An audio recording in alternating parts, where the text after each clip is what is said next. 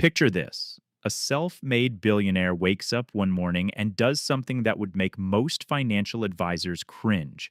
He takes out a massive loan, not to pay off debt, not because he's in trouble, but to become even richer. Meanwhile, the average person hears the word debt and immediately thinks of one thing: danger. We've been taught our whole lives that debt is the enemy. But what if that's only half the story? What if the wealthiest people in the world know something about debt that schools never teach? And that difference is exactly why they stay wealthy. Today, a story about two investors. Both start with $30 million. Both get the same returns. But over a decade, one becomes dramatically wealthier. The difference? How they see debt. Most people assume the wealthy avoid taxes through shady loopholes. The truth is simpler and perfectly legal. They've learned to use debt not as a liability, but as a weapon to multiply what they have. Schools teach you to be an employee, to borrow for things that lose value, like cars and TVs. They never teach you to borrow for things that make you money. And that single omission is why so many people stay stuck. So, our two investors, let's call them Alex and Brianna. Both start the year with $30 million in the market, earning good returns, and both owe $3 million in taxes on their gains. Here's where their paths split. Alex does what we're all taught. He sells $3 million of his investments, pays the tax man, and moves on. Problem solved, right? But Brianna, she does something completely different. Brianna doesn't sell a single stock. Instead, she walks into a bank and gets a $3 million loan, using her $30 million portfolio as collateral. She pays her taxes with the bank's money. Now, here's the key. Her $30 million is still in the market, untouched, still growing, still compounding. Alex's portfolio is now $27 million. It's working with less. But the real magic is in the loan itself. The interest rate is fixed, locked in. And when you lock in a cost while inflation is running wild, you gain a massive hidden advantage. Here's the secret. Inflation works for you when you have fixed rate debt. Imagine you borrow at 5%. That cost is locked in forever. But as inflation rises, the dollars you use to pay back that loan become less valuable each year. You're repaying a loan with cheaper money. The wealthy use this principle constantly. It's called leverage. And it's a double-edged sword. If you borrow at 5% to buy an asset that grows by 15%, you've just made a fortune on someone else's money. But if that asset only makes 3% or loses value, you're paying the bank out of your own pocket. That's the fast track to bankruptcy. This isn't reckless gambling. It's calculated risk, used only when the numbers make sense and an asset produces enough cash to pay for itself. But the real strategy isn't just about paying taxes, it's about buying new assets. Imagine you own a building generating rental income. You see another one for sale, a better opportunity. Instead of selling your first building and paying huge taxes, you go to a bank. You use the cash flow from your first building as proof you can handle a new loan. The bank lends you the money, you buy the second building. Now you own two properties, both generating income, both appreciating, both building your empire, all while your original capital stayed put. For most people, debt is a burden to be eliminated. For the wealthy, it's a tool. They ask one simple question: does this new asset generate more money than this debt costs? If the answer is yes, they act. Think about the word debt. For most of us, it feels like a weight. Something dragging us down, chaining us to a job, a payment, a life we didn't quite choose. But what if I told you that for the wealthy, debt is the exact opposite? It's not a chain, it's a key.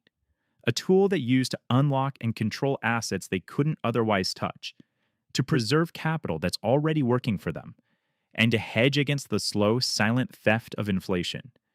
This isn't about greed. It's about understanding how the system actually works. In an economy where your money is losing value every single day it sits still, the biggest risk isn't taking on strategic debt. The biggest risk is doing nothing. It's choosing to fall behind. The person who uses a loan to buy 3 rental properties is actively building wealth. The person with enough cash to buy one building outright but keeps it in a savings account, they're watching their purchasing power evaporate. That's the mindset shift. And it's the one thing schools will never teach you because they were designed to create employees, not owners. Now, I need to make something crystal clear. I'm not telling you to go maxed out your credit cards. There's a universe of difference between the debt that traps you and the debt that frees you. Let's break it down. First, there's consumer debt. This is what most people know. You borrow money for a car. The second you drive it off the lot, it loses value. 5 years later, it's worth half what you paid for it, but you're still paying for it. That's bad debt. You borrowed money to buy a liability, something that takes money out of your pocket.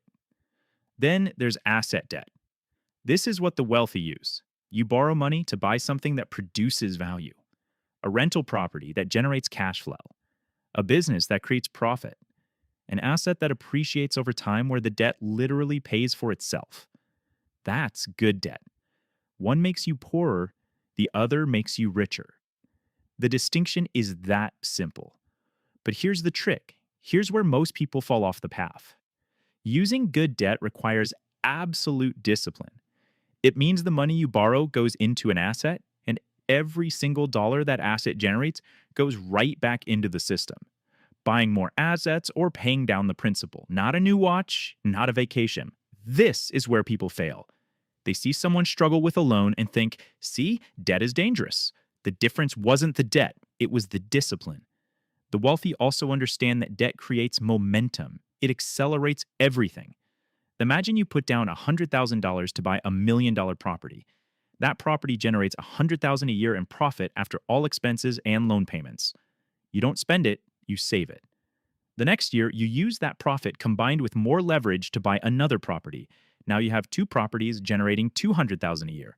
Within a decade, that initial $100,000 you put in is now controlling tens of millions in assets.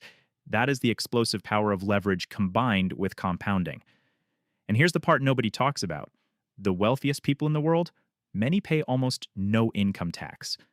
Not illegally, they've just structured their lives so their wealth comes from asset appreciation, not a salary. Asset appreciation isn't taxed until you sell, so they never sell. Instead, they borrow against their assets to pay for their lifestyle. A loan isn't taxable income, it's just debt. Meanwhile, the average person works a job, gets taxed on their salary, invests what's left, and then gets taxed again on the returns. Their wealth is being extracted at every single step. So when you ask why the rich get richer, this is a huge part of the answer. It's not magic. It's understanding that in a world of constant inflation, cash is a liability, and debt, when used correctly, is one of the most powerful wealth-building tools ever created. Think about your cash in a savings account earning 1% while inflation runs at 3%. That money is losing 2% of its value every single year. You are being subjected to the debt of inflation without even realizing it. The question isn't whether you should ever borrow. The question is, are you borrowing to build or borrowing to consume?